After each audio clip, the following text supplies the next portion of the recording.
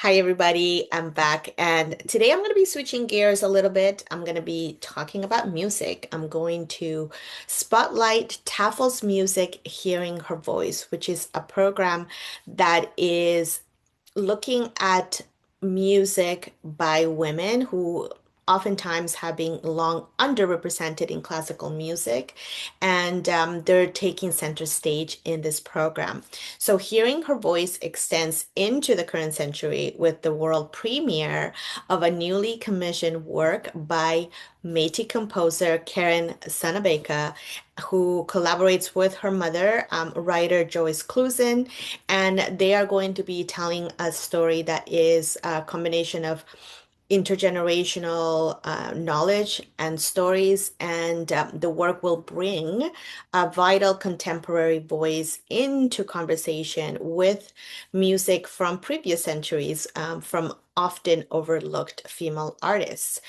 Karen's piece is called We Are Leaving in English. It is a piece for soprano, solo, and Baroque Orchestra, and it was commissioned by Tafelmusik.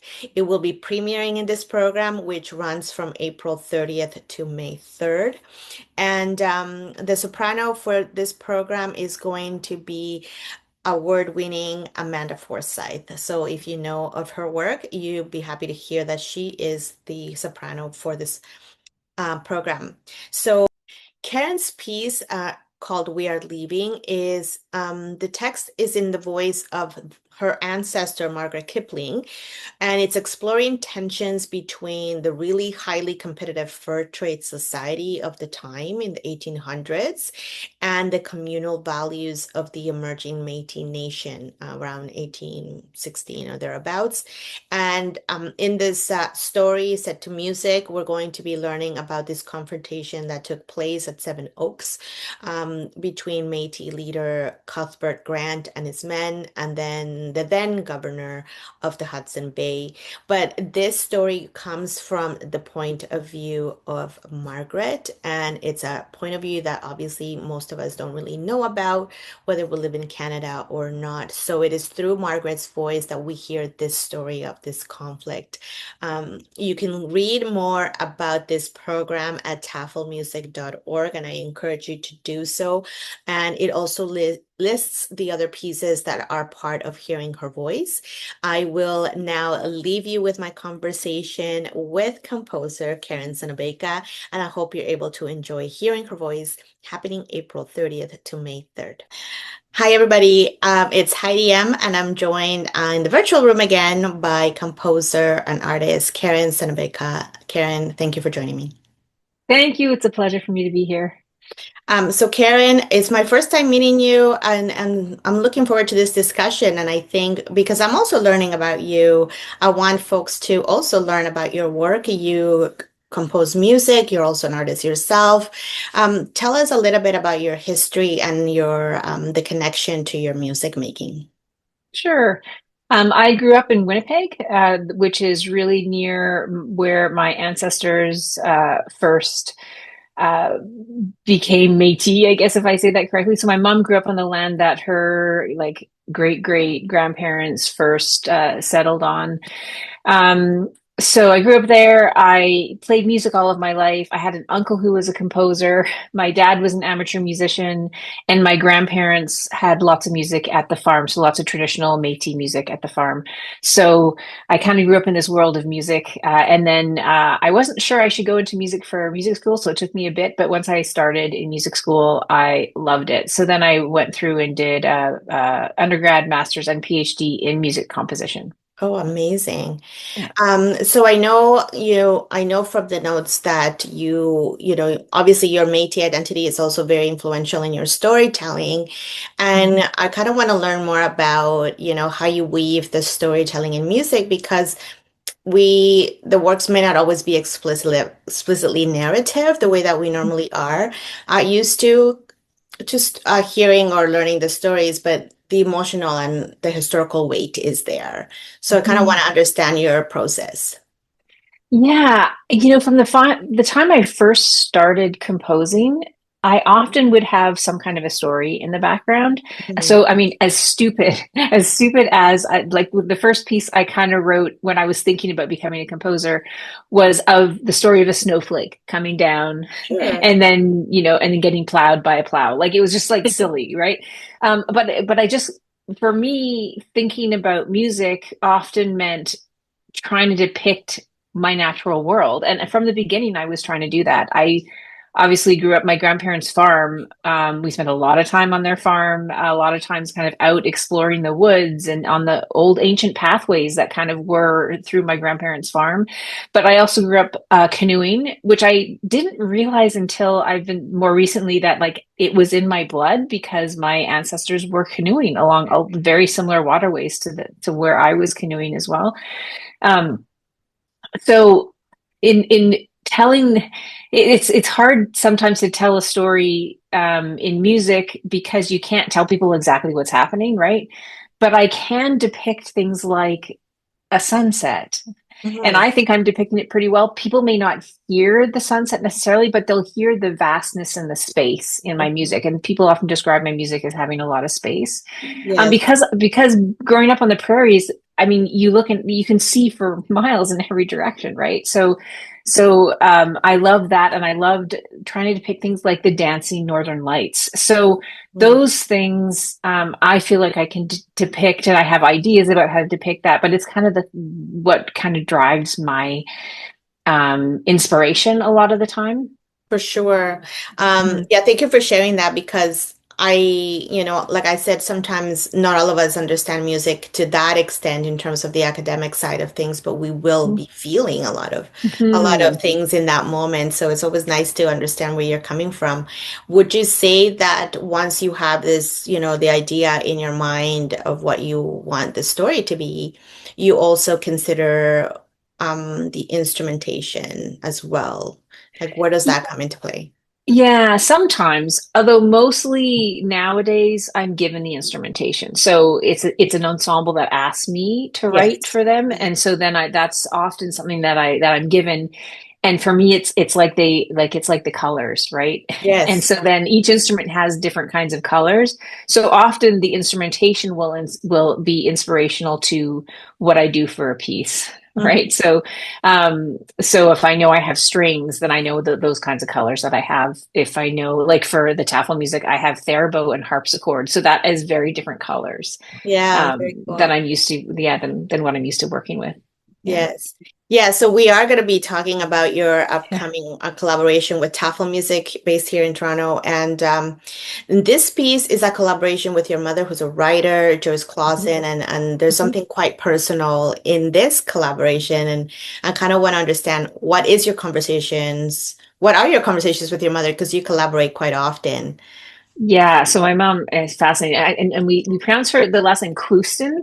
It's Clouston, kind of thank you. funny. Yeah, a lot of people say Clouston. It's hard to know how to. It looks different than it sounds. So anyway, so yeah, No, Clouston, thank you and for that. so yeah, yeah. So yeah, working with my mom has been such a gift. I think growing up with my grandmother was an artist. She did all kinds of a fine artist. So she did beadwork, which is very traditional Métis, but also like she would get old materials and make rugs, right? So from that, when my grandmother, there was art happening all around us. And then I grew up with a mom who was in her office typing on a typewriter first and then onto a Yeah. computer later. And so that was always part of my childhood, but I don't know that I ever thought I would be collaborating with my mom. But what's happened is this I wouldn't say it was a discovery of my culture because I always knew as Métis, I had a very strong, like my Métis grandmother who I was talking about, Lenore Clouston, or her was born Lenore Burston. She just made us really proud of who we are. She always said to us, "You're Métis," whereas a lot of my contemporaries didn't know their heritage in the same way, Right. but my grandmother was really strong on letting us know our heritage. And then that came with a lot of values that I don't really didn't understand to be Métis values until much more recently. And I Sure. used to look around and think, why don't people think like I think? And it took me a long time, or value the things that I value, and it took me a long time to understand that. Hmm. So then it comes to this working with my mom. It really started because I was wanting to write pieces about my grandmother and to depict her art through my music. So it really started about 10 years ago, a little over about 2015. And I said, Mom, I want to do this work. And so she gave me some of her work that she'd done about her mom, like writings that she'd done about her mom. And so I brought those into my piece. She let me edit them, and I kind of cut them up a little bit to make them fit. Yes. And this was a piece for narrator and a small ensemble. Yes. And it was so fun, and it worked so well. Now that I had a narrator in it, so it meant that her works were actually then heard, my mom's work. But it was both of us experiencing our, like, her mom, my grandmother, right? So it was like this Yes. shared. And so then after that, she would let me read something. And I thought, Mom, can I put this? Like, I have this commission, and could I use this? And so it started just that, and then we started editing some of the, like, I would get her work, and then together we would edit it to make it sound the best. And then then I had some choral pieces, and I said, Mom, could you write? So it just sort of slowly became more and more. Oh, And it's been a gift now more than anything else, because we're now exploring our ancestor get together, sure. right? So at first it was just like her mother, or maybe a grandmother, or a piece about her sister. So there's been things like that was very close. But then we started thinking, like, what if we wanted to do a much larger piece? Like, we're starting to think, we're in the early stages of thinking about an opera, which is why this Tafelmusik piece is kind of perfect, because we started to look at much more ancient ancestors. So ancestors that neither of us had ever heard of before, and that her mom hadn't even known fully as well, because her mom did a lot of research as well. So that's what's been really cool more recently, is together to be exploring our history, and to be like, wait, did you know this? And so then, and she loves doing this research. So then she's been really delving really deep into where our ancestors were, and then together we've been starting to go into archives, actually. So Yeah. that's kind of the next stage of things, to see what's written about our ancestors. So yes. Yeah, it sounds like a really kind of organic, evolution of your collaboration with your mother, which is great.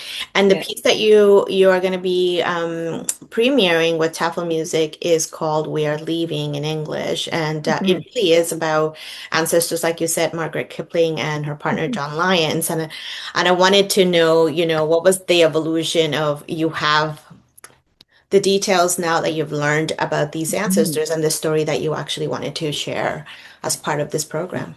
Yeah. So Margaret, I mean, we were so excited when we discovered Margaret Kipling's story in particular. We had known about John Lyons.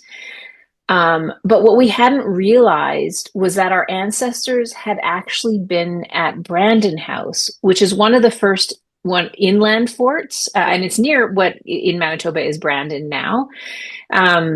But Margaret Kipling and John Lyons probably had met there, although both of their ancestors, their Indigenous or their First Nations ancestry, was actually along the Albany River. Yes. But we hadn't realized that they had, and they actually were married probably in the country way. I mean, I say that funny because they were together from the time Margaret Kipling was probably around 16, like, because Mm. they woman, of course, got married quite young. This is around the 1800s Right. when they were at Brandon House, and John Lyons had been there for longer, and Margaret Kipling's older brother had been working also for the Hudson's Bay there, and so he called all of his brothers and sisters, who are probably mostly half brothers and sisters, all had the same father, but maybe some multiple mothers along the Albany River. So he brought them all together, and partly was to look after them. So Mhm. is what we're thinking. Yes. But what's so cool is that as we started to look at Brandon House, because there was Peter Fiddler was I don't know what you call him, but he was kind of the head HBC man, and he was, of course, an Englishman, but he had a First Nations wife. Yes. And so we hear in his journals him talking a bit about how he tells all of his men to not talk to the Hudson's so because they're Hudson's Bay Company, to not talk to the Northwest Company or the other companies. But of course, they're all congregated around similar waterways, because it's like where all the business happens, right? So the Exactly. forts are like just across the river often, or across a creek. And so in that journal, he talks about how um, he can't keep the woman from talking. And because all those women would have been either full First Nations or like Métis, what we would now call Métis people. And Mhm. so they'd be siblings or cousins, or they would know of each other, right? So they were always talking. So Of all course. everything that was happening was, and so that because you don't hear very much about women like, during the fur trade. But the other thing we know is that women actually traveled with the men a lot. Like they wouldn't have, the men often wouldn't have been able to survive without everything that the women knew because they had grown up with their First Nations moms, That's right? right. Yes. So they would have A lot of known how to knowledge. survive Hmm. more than those European men would have in that area, right? So they were so important to the trade. Hmm. So so my mom, in order to write the piece, we actually then went and tried to find the Brandon House sites, and we think we found them, but it's hard because a lot of it is on private land now. But Sure. we canoed along the Assiniboine River and Okay. found where, and the houses, like these Hudson's Bay kind of houses, they moved a little bit depending on like the site. Maybe the first site they were wasn't perfect, so they moved to another site, but it was all, they were moving around a little bit. So Mhm. we found three, what we think are three of the sites where we know Margaret and John would have lived, and they were having babies there. We know that there was 54 people at the forts, and half of them would have been women and children. Actually, maybe even more than half. And so yeah, so that was, and now I forget your question, but No, but it really is about yeah, this, the process. yeah, yeah. And so so it was just really cool to be on that river. And then also, I mean, it was beautiful. We were there, we went in late July, Hmm. and it's a very sandy area, because of all the glaciers, right, that came through. Oh, And so there's right. all this sand in this part of Manitoba where Brandon House would have been. And there's these clams that move along the sand, and they create these gorgeous patterns. I mean, and that's all I can think about is like, this would have been what it would have looked like at a similar time of year. And it, of course, also that was a very good food source for them, along with, the buffalo and the pemmican. Hmm. But just to see that also was really helpful for us when we wrote the text. I mean, my mom mostly wrote the text, but then I would help with it, with editing it and figuring out how we were going to Hmm. say this. Yeah. That is so interesting, and thank you for sharing that because we would experience as audiences we would experience something else, right? Yeah. So it's nice Yeah. to know where it comes from. So Yeah. this piece is going to be part of a series called Hearing Her Voice, which is a program to highlight women composers across different time periods too, which I think is really cool. Nice. Yeah. So how do you, because this is a commission work again, how does something from now that's contemporary kind of still has that conversation with, Tafelmusik Baroque type of voices? What are your Yeah. thoughts? I mean, that was a really fun challenge in some ways, because I've never written for theremin or harpsichord, a little bit like I said before. Yeah. And those are instruments that are more, in the Baroque period, would have been more improvisatory, right? Like they would have been given just one line, and from that line, they would have created, the harmonies and the chords. Hmm. Um, and so that was really fun to think about. And improvising is actually a very contemporary thing too, right? It's something that Yes. happens a lot in jazz, right? Also in contemporary music. So it's kind of fun to see this connection, over that. And so I wrote parts for them, but also said, like, I'm not a player of the harpsichord or of the theremin. So the rehearsal process is, I'm going to be at all the rehearsals, and so that they'll be trying things out. And I did try to put in the score like something about what I wanted, but I know Yes. that maybe I didn't write it in a way that works perfectly for their instrument. And so it's going to be, we're going to be working that out through the rehearsals a little bit. Mhm. um so, but the other way is, I think, I mean, we are telling kind of an ancient story. It's a little bit later than Baroque, really, because it's Sure. 1800. Hmm. But at the same time, I think when I hear some Baroque music, it can often sound very contemporary sometimes, even a little bit earlier. Actually, the sort of the Renaissance is. is a little bit more contemporary sounding at times to my ears than what happens in the classical and the romantic, where tonal harmony gets really kind of forefronted, Mm-hmm. right? And becomes this harmony becomes really important. So I think I like I don't want my pieces to sound very disjunct, and I don't like using the word atonal, but like hard to listen to. I want my music to be to to tell a story in a way that people can hear it and not get confronted with difficult things to hear. But also, I don't want it to be very tonal either. I don't want it to be purely tonal and just sound like a romantic or a classical piece. So I like to use sometimes more early music Mm-hmm. sounds, so like different kinds of modes, or at least modal sounding. Yes. So I'll restrict the pitches in some sense. So so I think so it's yeah, so it was really fun, I guess, to try to do that, Mm-hmm. and then to figure out then how to create a great melody that'll be great for Amanda to sing. Who's Mm-hmm. the yeah, who's going to be the singer? I guess we didn't Yes. totally choose that, but yeah, but at the same time, also try to have my own shaping of the natural world, right? So try to get like bird song like sounds in there, which is not composers have been doing that over the centuries, right? Right. And so, so and then I try to depict the prairie. So often the open sounds, maybe like flowing grasses. So I try to situate it in a soundscape. So Mm-hmm. this, and that kind of follows the story as well. Hmm. So Yeah, yeah, it sounds like a completely. I'm gonna have notes on the show for folks who are curious about it. yeah, But yeah. it does sound like a very interesting story on its own. So Mhm. having it set to music and hearing, in soprano is going to be quite the treat, I think, as well Mhm. for Mhm. audiences. Um, Yeah. so we mentioned that this is commission work, so you're invited to create for an ensemble or, different types of artists. Is there any difference in your approach when you compose something more for personal? Because I know you have an album that of Mhm. your compositions Mhm. versus, something that is a commission.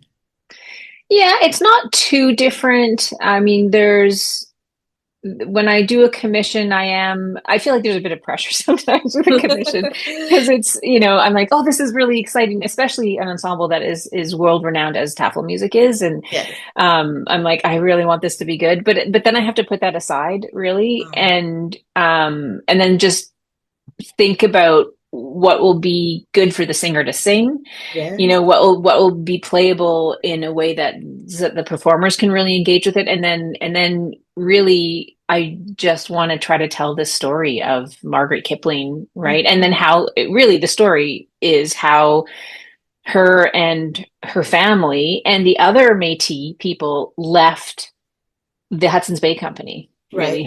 really. And in fact, I mean, John Lyons was actually let go. Like he was, I don't know if I would say fired, but basically kind of Encourage. was. It kind of encouraged, Yes. mostly simply because, I mean, he was starting to refuse to do things because the values, right? Mhm. So, and I think it was as a whole, it wasn't just him deciding that, right? It would have been him and Margaret, and might have been Margaret kind of pushing him and saying, like, we can't do this to our people, because a lot of the fighting would end up happening. What would happen is it was be the Métis people that were suffering, right? And so that's why they rose up together and said that we're not going to do this anymore. And so then that caused insubordination. Mhm. And so that's why they were going to. I didn't totally answer your question, I No, guess, in that's some sense, but I do find like when I get commissions, often I often the topics end up tending to be something that I've been thinking about, right? So my mom and I had been thinking about an opera and different people in the opera, and we'd been that's when we first discovered Margaret Kipling. Didn't get into detail until we started writing this piece, but we're like, okay, there's like Margaret Kipling and John Lyons, and then they have kids, and then there's another branch of our family, which is the Burstons, and so we were looking at them. And so when this opportunity came up, we thought, let's go to the earliest ancestor now that we know of. And so that's how we kind of got to that story. Mhm. And so the commissions sometimes they come in at a perfect time when I'm like, oh, perfect. We've been thinking about this person. Let's do this, and then you just check with them to make sure they're okay with that too. So there Yeah. isn't a huge difference, I think. Like when I'm especially because I'm with my mom, we're often talking and thinking about different things and working towards different projects. And so when a commission comes in, I can fit it in kind of with some of the things that we've been thinking Yeah. about at that moment. And it's such a perfect program because it is to highlight the role of women in music in different time periods, right? Yes. Including because the past will always inform the present. So I think this is quite timely what you're bringing to us around Margaret. Now we're getting to I'm mindful of time, but I do want to ask Yeah. you one more question around Yeah. when you're getting ready to premiere a piece like, for example, this one, and now the music leaves what we say the paper or the page. Yes. So, it kind of leaves you and then, the artist kind of are sharing it with us. Are there any Mhm. kind of things that you look for in terms of, once it's been performed or anything to that line in terms of uh, something that might surprise you or I know you're open to improvisation in this piece, for Yes. example. Yeah. Yeah, it's the best part of being a composer. And so it's both the best part and the scariest part, right? Because you write everything down, I have programs that play it back for me, but it'll never be the same Hmm. as when people actually perform it and bring it to life, right? So Right. a bit of the performers, all of those performers on stage are going to bring a bit of themselves into it, and it's just so glorious when it works really well, Hmm. right? And so there's always a bit of nervousness because I have to let it go and let Of course. other people share how they've interpreted it. And Hmm. often for me, that is just really fun. I rarely like I rarely make too many comments. So I'll be at all the rehearsals. So if Hmm. there's something really glaringly like not what I wanted, I might say it, but I rarely find that. I really find that when someone brings some of themselves into it, it's actually more than I could imagine. Hmm. Right. And that for me, I'm not all composers are like it because they have a very clear sense of what it's going to be, but Yes. I don't have that. I think I think that's maybe part of my values too. Like it's collaboration, right? Right. So if that's how they see it, I often find that really exciting. Hmm. And so I don't find it threatening, or I don't feel like I have to tell them that this is exactly how I had heard it. Um, because it's so much more. I think it's better than if I played all those instruments myself, right, and performed it myself. I think it would be a disappointing performance Hmm. because it's the collaboration of all these different people with all their different experiences and all their different ways of interpreting music that make the music so much better. Hmm. That's so um, true. yeah.